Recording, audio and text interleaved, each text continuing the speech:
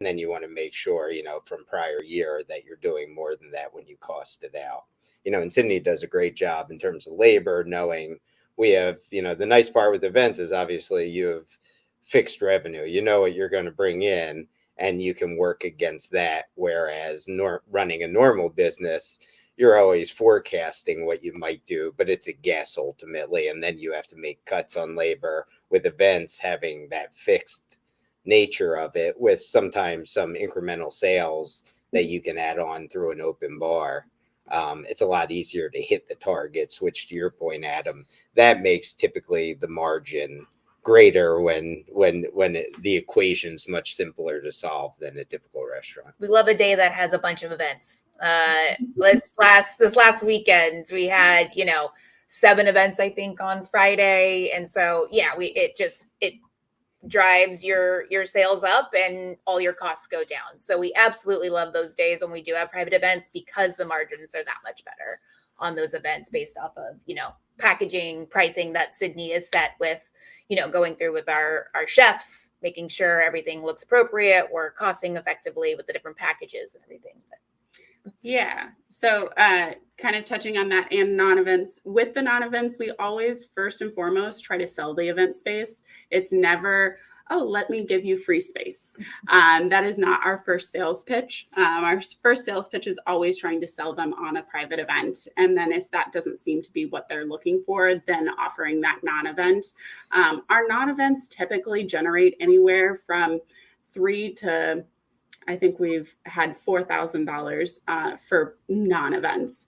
That kind of is definitely on the smaller scale. Our private events range anywhere from $1,300 for a food and beverage minimum to having a $6,500 food and beverage minimum for our designated spaces, not including buyouts. With that being said, we definitely look at it big picture, from the month, the quarter, the year, versus looking at it day to day, because as they mentioned, our revenue centers aren't split with events and bistro. So we could have a really good day of events, and then the next day there's not events, but it all ends up evening out by the end of the month, end of the quarter, end of the year.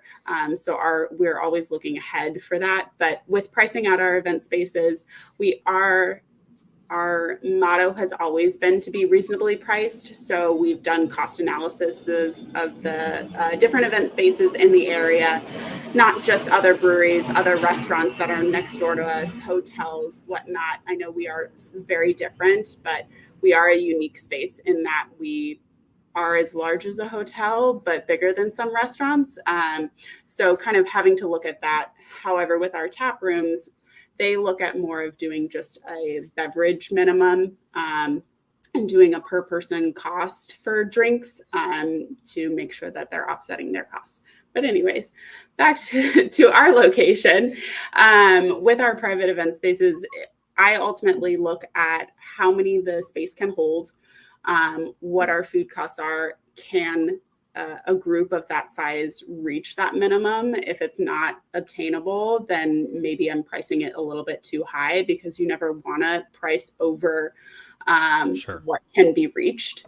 And then, it has taken, this location has been open for 11 years now.